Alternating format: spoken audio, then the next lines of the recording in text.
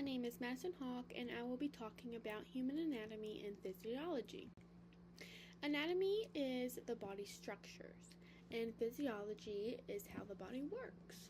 A key idea that I learned from this was structure determines the function. In anatomy, there is microscopic anatomy and gross anatomy. Microscopic anatomy is when you're trying to see the tiny structures in the body, so you need a microscope for this. The gross anatomy is for the larger, more visible structures, so you won't need a microscope for this. So some anatomists likes to study certain regions of the body, like the abdomen, while others just like to study more of the structures and how they function and work together. So now that we know what anatomy and physiology is, let's take a look at how the body is organized. So I found very interest in this, in the levels of organization, because I like to think of it as building a house. So first, you have your chemical level, the atoms and molecules. These are the raw materials of the house. Following this would be the cellular level, the cells, the smallest unit of life. This is the bricks of the house, following the raw materials.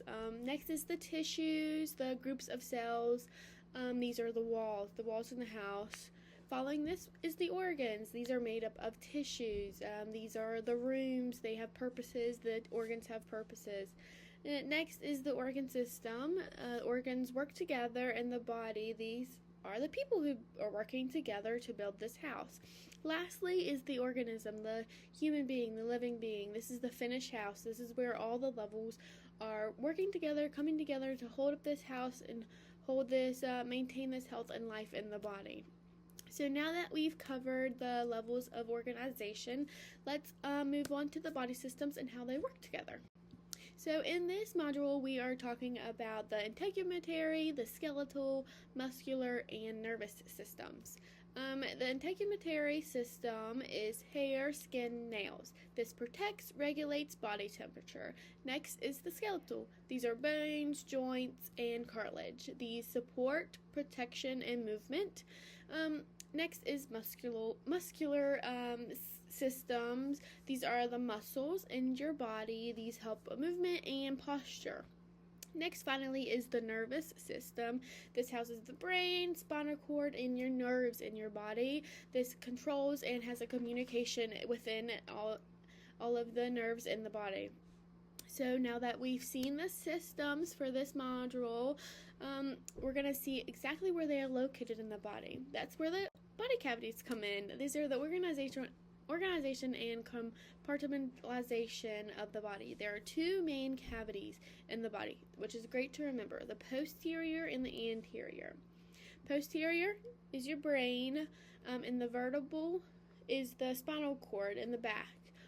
Then you have your anterior, your thoracic, lungs, heart, and the abdomen, which is the digestive and reproduction systems. And the abdomen is divided into 4 quadrants. You have your right upper, right lower, and the left lower. So when you're looking at your patient lying on the table, you want to look at it like it is their right and left, not your own, so you can pick out where this is located more easily. Now, in the membranes, there is paratella and visceral layers. There's just 2. This is reduce frictions and protect organs. This is the cavity in your body. So now that we know where the organs are, let's talk about how all the body keeps everything in balance. So this is homeostasis. This is body keeps conditions stable. An example of this is regulating the body temperature in the body. There is negative feedback and positive feedback. Negative feedback is the most common. You'll hear it a lot more than the positive feedback. Positive feedback is very rare. It's childbirth. This amplifies change instead of stopping it, such as negative feedback. It works like a thermostat, shuts off when the balance is restored in your body. So now that we've covered the body stays balanced, let's talk about how humans adapted in their environment. where UV radiation and human adaptation come. I personally found this from the textbook, and I found this very interesting because I did not know that actually too much UV radiation can actually cause hair loss. It can damage the folate in your hair. So UV helps body make vitamin D. This makes strong bones in your body. Now, too much UV damage obviously will damage the folate. This is needed for reproduction and development. Early humans lost hair to stay cool. Now this caused more UV risk in their skin.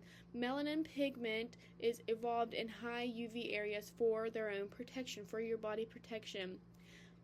Skin color adapted as humans migrated closer to the equator, so this shaped diversity in the environment.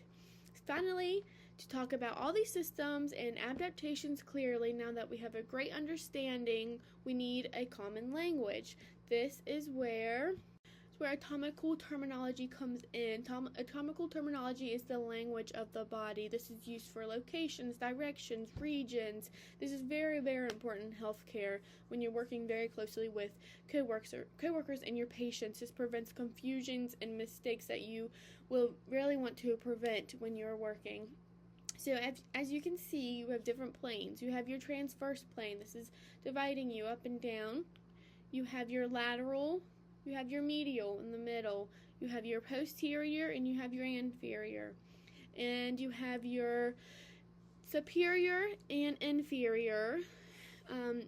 These are very helpful to determine where any injury or any causes might be in the body. And to the right of the screen, you can see just all of the different terminology that is being used in your body, not as just the main kind, but just a deeper look into all the terminology. So overall, anatomy and physiology helps us understand the body's structure and how it functions, and even how the humans adapted over time. And using this proper terminology allows us to communicate and all of this clearly and very accurately in the medical world. Thank you for your time.